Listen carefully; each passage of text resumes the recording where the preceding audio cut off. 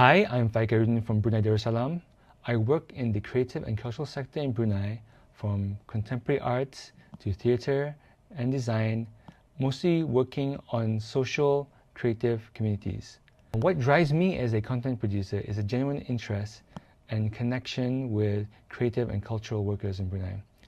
I have the enthusiasm to see the local community grow and progress. Being based in Brunei has its challenges when it comes to being connected to regional developments while connected online through our great internet infrastructure and also through social media networks. There are few institutional links or regional offices based in the country. Social media is a great tool to keep abreast of the situation, like internationally, and of regional events. We also have good flight connectivity.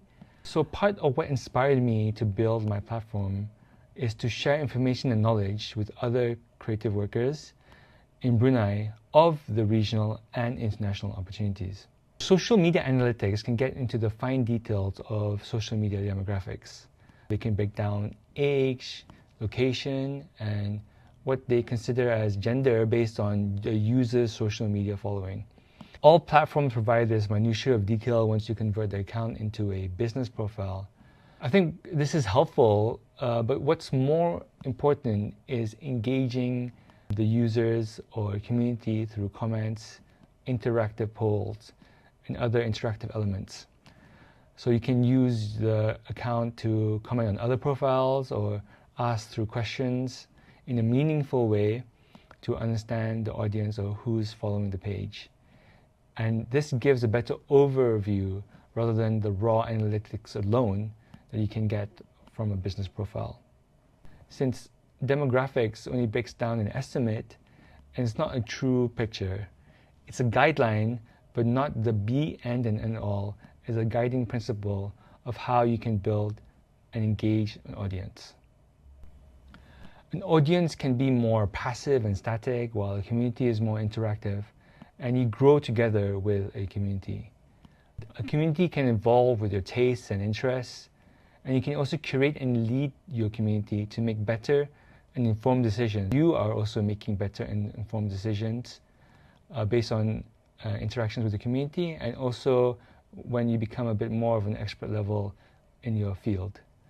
While I think an audience can be less likely to stay loyal or follow if you have a different direction in terms of what you want to post or how you want to share.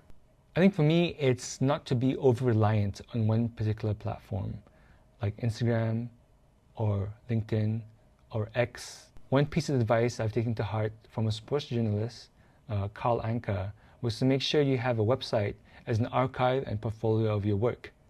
Setting up websites now and domains with your professional name is shorter and a quicker process now, but you have to ensure that you have a long-term commitment since it reaps benefits later on. There's no immediate reward for it. Having a website with your own domain and portfolio can directly help visibility. Google and even ChatGPT now has the ability to index your site for referencing as a source. Having your own site means you can also direct people towards your work on different social media platforms by sharing a link, and you also have better internet searchability this way. But more importantly, you have more control about what you are sharing online and how update you want it to be. So the way it works for me is that you have to kind of nurture these senses. So it's like a well-being, solidarity, professional, and emotional resonance. The first one, well-being, relates to the feeling of positivity, health, and happiness. To use a specific example, it could be within the community, you can find that it's a place where people can offer support or troubleshoot an issue, and the outcome of this would be among the community of users. And it wouldn't be from the organization or the administrators of the social page. The next is solidarity. It's the creation of a community with a purpose and shared interests. In other words, it's the idea of having a sense of purpose among each other. So sharing similar experiences and finding common ground, it could be that the questions can be along the lines of, does anyone else experience this? And do you notice how in this particular situation, things happen this way? And a person is left from the community thinking, I'm experiencing this as well. Thank you for sharing. After that is professionalism, being legitimate and trustworthy and reliable. And one of the key ways is to create a point of entry.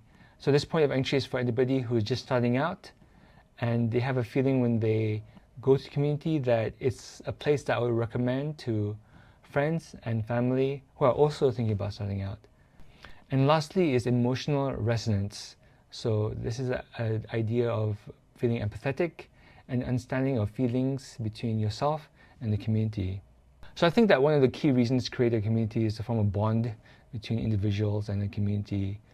And this can be through emotional topics such as humor, sadness, or stories of resilience. So I think nostalgia is an interesting way to bridge a sense of emotion and to recreate an emotional state from your childhood or even from 10 or 5 years ago.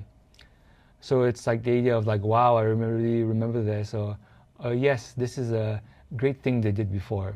Again, this can be simplified into the ideas to nurture well-being, solidarity, professionalism, and emotional resonance, to build a strong foundation to nurture a loyal online community.